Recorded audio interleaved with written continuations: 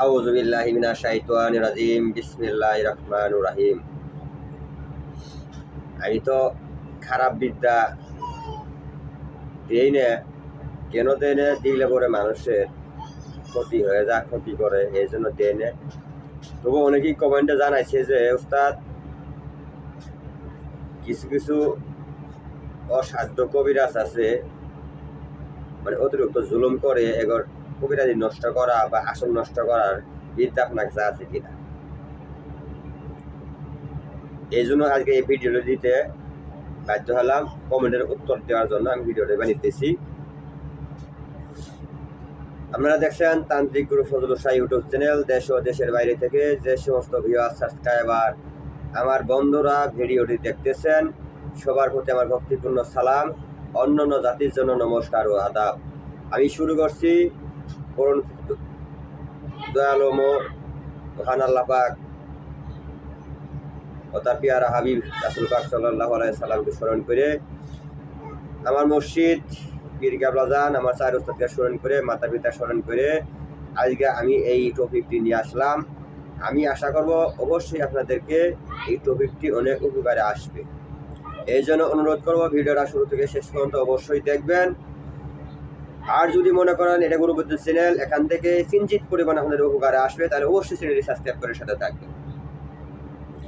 আমি দিতেছি, দেখেন কই থেকে দিতেছি, এই একটা সিরা ডায়েরি। এটা আমার জীবনে যে প্রথম উস্তাদ, ছাত্র জীবনে যে ডায়েরি করছিলাম, এই ডায়েরিটা আমার পরীক্ষিত করা। এই ডায়েরির উস্তাদ ছিল মাওলানা কসরুদ্দিন কবিরাজ, মিলন কামাল হোসেন, দাখিল মাদ্রাসার সুপার শেফ। ওনার হাতের এই ডায়েরিটা লেখা অনেক ছিঁড়ে গেছে, অনেক বয়স হয়ে গেছে, পুরাতন হয়ে গেছে, অনেক বিষয় পরে কমপক্ষে 20-25 বছর হয়ে গেছে ডায়েরিটা বয়স। এই ডায়েরিতে লেখা আছে, এই ডায়েরি থেকে আমি এই মন্ত্রটা আজকে আপনাদের দেব, নিয়ম কারণ সহ কিভাবে কাজ করবেন, কিভাবে করা সম্ভব। ভিডিওটি ভালো লাগলে অবশ্যই একটা লাইক করবেন, কমেন্টে মতামত জানাবেন আপনারা কী ধরনের টপিক ভিডিও চান। আমি ওই ধরনের ভিডিও নিয়ে আপনাদের কাছে আসার চেষ্টা করি, ইনশাল্লাহ আসি। যে আসন বন্ধ করা যে নিয়ম, মনে করেন যে একজন ব্যক্তি একটা আসন দিছে, ওই আসন কিভাবে নষ্ট করবেন, আসন বহুত কয়েক প্রকার দিয়ে বোঝায়। যেমন রুগী দেখতে গেছে, আসন দিয়ে জিন হাজির করবে, এটাও আসন বলা হোক, কখনো হাজির হবে না, আসন নষ্ট হয়ে যাবে, বা কবিরাজের বাতুলের এসে ক্ষতি হয়ে যাবে। আর আরেকটা হলো তার নিজ ঘরে যে আসন থাকে, এই আসনটা আপনারা এর মাধ্যমে নষ্ট করতে পারবেন। এই আসনের বিদ্যা আর কাজ করবে না, ওই আসন আর কোনো দেবতা আসবে না, বা ওই আসন থেকে কোনো কাজে সফল হবে না। তার বিদ্যা, ওই আসনে বই যেগুলো বিদ্যা প্রয়োগ করবে, ওইগুলি বিদ্যা নষ্ট হয়ে যাবে। আপনাদের কাছে আমি অবশ্যই একটা অনুরোধ করতেছি, অন্যায়ভাবে কারোর উপরে এই বিদ্যাটি প্রয়োগ করবেন না, এটা আমার অনুরোধ। কেননা বড়া চালো ঢিল মারলে নিজের চালো পাথর করে, কখনো কারো ক্ষতি করবেন না। আপনি যদি কারো ক্ষতি করেন, আপনি পিছিয়ে ক্ষতি করার জন্য আরো লেগে রয়েছে, এটা মনে রাখবেন। এর জন্য আমি অনুরোধ করছি, অন্যায়ভাবে কারো উপরে প্রয়োগ করবেন না। আপনার পরীক্ষা শুরু করে দেখতে পারেন। যেমন আমার ভারতে যে 3-4 জন শিষ্য আছে, তাছাড়া গতকাল একজন আমাকে ফোন দিছে, খরচ পাঠাইছে আদিয়া, পরে আমি এখান থেকে ভিডিও কলের মাধ্যমে ওনাকে শিষ্যত্ব গ্রহণ করাবো। এরকম দেশ ও দেশের বাইরে থেকে যারা তদবিরগুলো করতে চান, অবশ্যই আপনারা গুরু ধরবেন, ওস্তাদ ধরে পরে কাজ করবেন, বা ওস্তাদের অনুমতি নিয়ে কাজ করবেন। আমি বিশ্বাস করি 100% কাজ হবে। ভারত থেকে যে ইমাম সাহেব ফোন দিয়েছিল শিষ্য হওয়ার জন্য, উনি আমার ভিডিও দেখে একটা তদবিরে কাজ করছিল বশীকরণ নকশা দিয়ে। উনি আমাকে ফোন দিয়ে বলছে যে উস্তাদ, আমার তদবিরে আমি সাকসেস, এর জন্য আমি আপনার কাছে ফোন দিয়েছি, আপনার কাছে শিষ্য হবো। বলছে আলহামদুলিল্লাহ, ভালো। তো এরকম আপনারা কাজ করে পরীক্ষা করে দেখবেন। অনেকেই বলে আমার নাকি বশীকরণ কাজ হয় না। ভারত থেকে একজনের কাজ করলো আমার তদবির দিয়ে, সে কাজের রেজাল্ট ভালো, আমার শিষ্য যারা আছে তারা পাবে না কেন? গুরুর সাথে ভালো সম্পর্ক রাখবেন,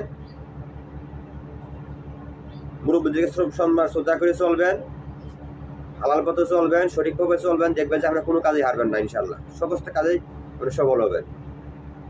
তো অনেক কথা বললাম, হয়তো আপনারা রাগ করবেন, বক বক করতেছি। আমি মন্ত্র দিতেছি, মনে সহকারে শুনবেন। মন্ত্রটা আমি ছবি করে স্ক্রিন করে ভিডিও মাঝখানে বসাই দেবো, নাহলে অনেকে আবার কমেন্ট করেন যে লেখা বোঝা যায় না, আপনি ধরলে সমস্যা হয়। মন্ত্রটা আমি একবার বলতেছি, শুল শুল লোহার শুল, 4 পাও 8 খুর, হাড় খামু মাংস খামু রক্ত খামু, দায়ের 3 চৌল, রক্ত দিলাম মা কালীর চরণে, মা কালীর চরণে দিলাম, শুল শুল লোহার শুল, চিটে দেবী চিটে শিফে হুমকারে দেবীর মস্তক পড়ে। এটা মনে করেন যে মন্ত্রটা আমি স্ক্রিনে দিয়ে দিব, আর ভালো করাও আছে, পরবর্তী ভিডিওতে ভালো করাটাও দিব। আপনারা অবশ্যই চ্যানেলটি সাবস্ক্রাইব করে সাথে থাকবেন পরবর্তী গুরুবিদ্যাগুলো পাওয়ার জন্য। আর এটার নিয়ম হলো 1 মুঠ মাটি নেবেন, শ্মশান থেকে নেন, কবর থেকে নেন, তাহলে 3 রাস্তার মোড় থেকে নেবেন, 3 জায়গা থেকে নিতে হবে। 1 মুঠ মাটি, অল্প একটু মাটি নেবেন। মাটি নেওয়ার পর আমি যে মন্ত্রটা দিতেছি, এই মন্ত্রটা স্বয়ং সিদ্ধ মন্ত্র। এটা আমাদের সাধন করতে হবে না, সিদ্ধি করতে হবে না, কোনো সিদ্ধির প্রয়োজন নেই। গুরু মন্ত্রে কোনো সিদ্ধি লাগে না। গুরু মন্ত্র গুরু কাছে কাছে শিক্ষা করে, কোনো সাধন মতন কোনো মন্ত্রের কোন তন্ত্রের কোনো সাধন সিদ্ধি প্রয়োজন হয় না। কিতাব থেকে কাজ করবে, সাধন সিদ্ধি করতে হবে মন্ত্রে 108 বার এই ইত্যাদি ইত্যাদি। কিন্তু গুরুবিদ্যাগুলো কোনো সাধনের প্রয়োজন হলে এগুলো গুরুমুখ থেকে শিক্ষা করবেন, অনুমতি নিয়ে আমরা কাজ করবেন, কাজ হয়ে যাবে ইনশাআল্লাহ। যাই হোক, 1 মুষ্টি মাটি নিচে নেওয়ার পর এই মন্ত্রটি আপনারা আঙ্গুলে গনে গনে 21 বার পাঠ করে ওই মাটিতে একটা ফু দেবেন। 21 বার পাঠ করে একটি ফু দিয়ে বলবেন, উমুকের আসন নষ্ট করে দিলাম। এ কথা কয়ে যে কোনো কৌশল আপনি তার আসনের পাশে যায় হালকা একটু সিঁড়া মেরে দেন, যে না বুঝতে পারে বাস শেষ, আসন শেষ।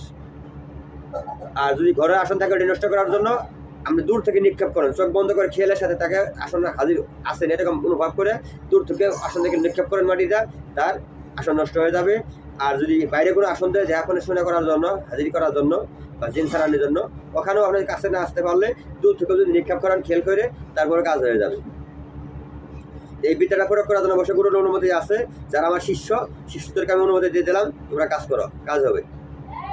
আর যারা আমার শিষ্য হবে তারা অনুমতি পাবে, বা যারা সাবস্ক্রাইব করবেন তারা অনুমতি পাবেন ইনশাআল্লাহ। কমেন্টে জানাবেন অনুমতির জন্য। সবাই ভালো থাকবেন, সুস্থ থাকবেন, আল্লাহ হাফিজ।